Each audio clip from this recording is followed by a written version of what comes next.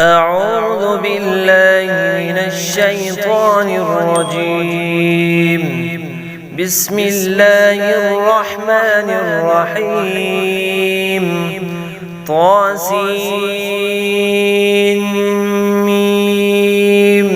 تلك آيات الكتاب المبين نتلو عليك من نبأ موسى وفرعون بالحق لقوم يؤمنون. إن فرعون علا في الأرض وجعل أهلها شيعا يستضعف طائفة منهم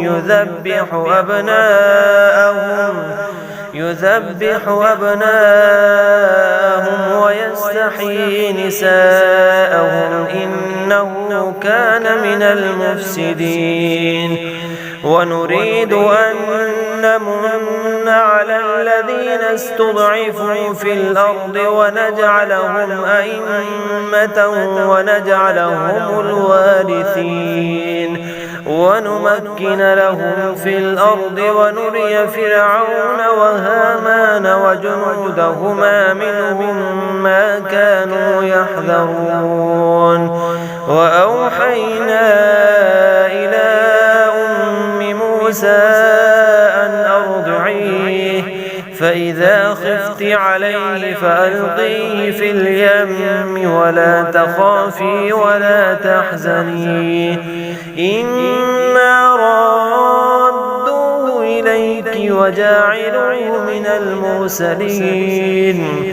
فالتقطه آل فرعون ليكون لهم عدوا وحزنا إن فرعون وهامان وجنودهما كانوا خاطئين.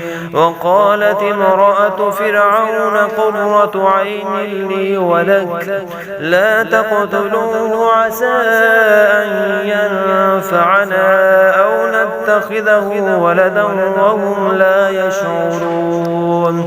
وأصبح فؤاد أم موسى فارغا إن كادت لتبدي به لولا أن ربطنا على قلبها لتكون من المؤمنين. وقالت لأخته قصيه فبصرت به عن جنب وهم لا يشعرون. وحرمنا عليه المراضع من قبل فقالت هل أدلكم على أهل بيت يكفلونه لكم وهم له ناصحون.